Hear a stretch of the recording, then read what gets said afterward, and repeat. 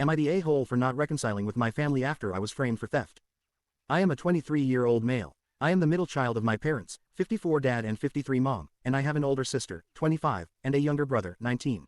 I've been living away from my family for 5 years with the very bare minimum of contact because right around when I turned 15, my dad's stuff started disappearing from his room.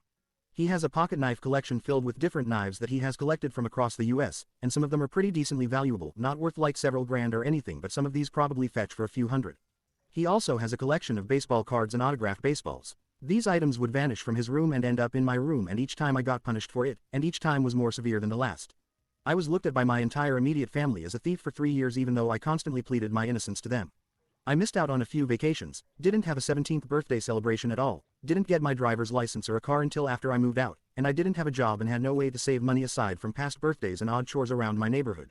I remember my dad and mom telling me how much of a disappointment I was and that they wouldn't be surprised if I ended up in the local news as a robbery suspect or worse. My extended family wasn't much help either and saw me in the same light. It got so bad to the point where I genuinely wondered if I was actually stealing and not remembering it at all, either through some kind of mental struggle or doing it in my sleep or anything.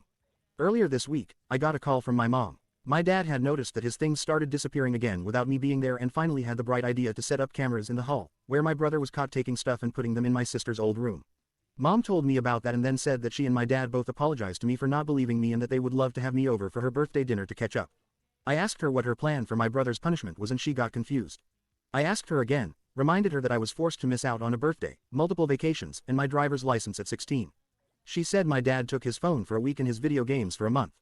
I lost it on her and berated them for treating me way worse while I was being framed for being a thief while the actual thief only had his phone confiscated.